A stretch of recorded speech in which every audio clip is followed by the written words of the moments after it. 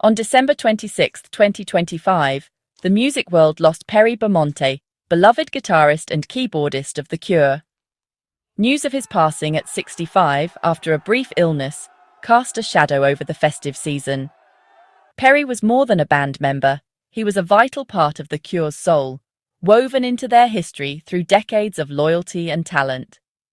He preferred the background, letting his music speak for him, earning deep respect from fans and fellow musicians alike. The band's announcement, filled with sorrow and affection, revealed the depth of their bond with Perry. Tributes poured in worldwide as fans recalled his subtle stage presence and the emotion he brought to every performance. Perry was a rare rock star, impactful, humble, and measured in notes rather than headlines. The sadness was palpable. His music had brought solace and meaning to millions. The world is quieter without Perry Bamonte, but his legacy will resonate forever. His passing marks the end of an era, but the beginning of a legacy that will be cherished. Perry Bamonte's journey with The Cure began not on stage, but behind it, as a dedicated road crew member in 1984. As a guitar technician, he learned the band's music inside out, building trust and proving his commitment. His reliability and deep understanding of The Cure's sound made him indispensable. By the late 80s, Perry occasionally filled in on guitar, quietly preparing for a bigger role. In 1990, after Roger O'Donnell's departure, Perry officially joined as keyboardist, showcasing his versatility. His promotion was a reward for years of loyalty and hard work, not ambition or ego. Perry's ascent was gradual, built on dedication and genuine love for the music. He became more than a musician. He was family, a constant presence finally stepping into the light. His unique path defined his tenure, making him an irreplaceable part of The Cure's story. Perry was the man who had always been there, now contributing his own creative voice. Joining The Cure at their peak, Perry's first major contribution was on 1992's Wish, one of their most successful albums. He brought new textures, switching between keyboards and guitar, shaping hits like Friday I'm in Love. Perry became a core creative force, earning songwriting credits and expanding the band's sonic palette. On stage, he was vital, effortlessly moving between instruments, adding depth to every performance. His role grew on Wild Mood Swings and Bloodflowers, adapting to the band's evolving sound. Perry's subtle yet powerful contributions defined The Cure's sound throughout the 90s. He wasn't just a replacement, he helped steer the band into a new era. Perry Bamonte was The Cure's musical chameleon, switching between keyboards, guitar, and even six-string bass. He played on 5 studio albums, each showcasing a different facet of his talent, from the bright keys of Wish to the atmospheric guitars of Bloodflowers. Perry's adaptability was crucial, especially during live shows, where he anchored the band's complex sound. He performed in over 400 shows, becoming an integral part of The Cure's image for a generation. His quiet focus on stage balanced Robert Smith's expressiveness, holding the intricate web of sound together. Perry wasn't interested in the spotlight. He built the perfect sonic architecture for each song. His professionalism and understated excellence made every performance memorable. For fans, Perry was the steady heart of The Cure's live experience. Offstage, Perry Bamonte was remembered for his quiet intensity, intuition, and creativity. The Cure described him as warm-hearted, constant, and hugely creative, a stabilizing force in the band's turbulent world.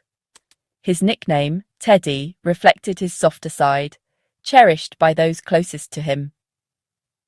Perry listened more than he spoke, but his insights were invaluable. His intuition made him a perfect fit, knowing when to play and when to hold back. On stage, his connection with Robert Smith was almost telepathic, elevating every performance. Perry's humility and lack of ego allowed the music to shine.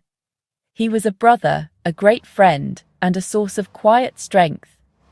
The love and respect in the band's farewell show how deeply he was valued.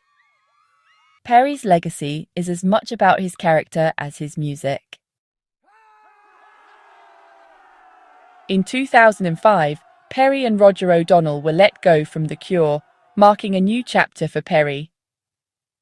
He took time for himself, but soon found a new home with Love Amongst Ruin, formed by Steve Hewitt of Placebo. Joining in 2012, Perry brought his signature guitar work to the band's heavier, more direct sound. On the 2015 album Lose Your Way, his playing added power and texture, proving his versatility.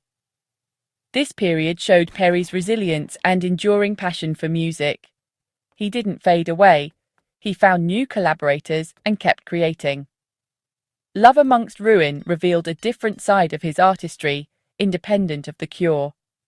His identity as a musician was his own, not just an extension of any band. This independence made his eventual return to The Cure even more meaningful. After 17 years away, Perry's return to The Cure in 2022 was a joyous surprise for fans. Rejoining for the shows of a Lost World tour, he seamlessly slotted back into the lineup, alternating between guitar and keyboards. The chemistry with Robert Smith, Simon Gallup, and Roger O'Donnell was immediate, a true homecoming. Perry's return bridged eras, bringing completeness to the band's sound and history. He played both classic and new material, connecting with longtime and new fans alike. This second act was a gift, allowing Perry to reconnect with the music and people that defined his life. His return wasn't just nostalgia, it was about moving forward and contributing to The Cure's next chapter. The reunion made his recent passing all the more poignant. Perry's return in 2022 launched a triumphant final chapter, as he joined The Cure for the shows of a Lost World tour. Performing in 90 shows over 2 years, Perry's professionalism and quiet intensity never wavered. Critics and fans hailed the tour as one of the band's best, with Perry's presence crucial to its success. He recreated classic parts and added his touch to songs he'd never played before, anchoring the band's immense sound. The final show in London, November 2024, was a career highlight. Unbeknownst to all, Perry's last performance. He ended his career at the peak of his powers, not fading away but shining brighter than ever. His final tour was a resurgence, not a farewell, giving fans one last chance to witness his artistry. The memory of Perry on stage, calm, focused, in his element, will endure. It was a fitting conclusion to a life dedicated to music. The Cure's statement on Perry's passing was filled with love and loss. He will be very greatly missed. Perry's legacy is etched into The Cure's sound, from the sparkling keys of High to the atmospheric textures of Bloodflowers. He was never flashy. His contributions always served the song, deepening its emotional impact. Beyond The Cure, his work with Love Amongst Ruin showed his versatility and passion for music.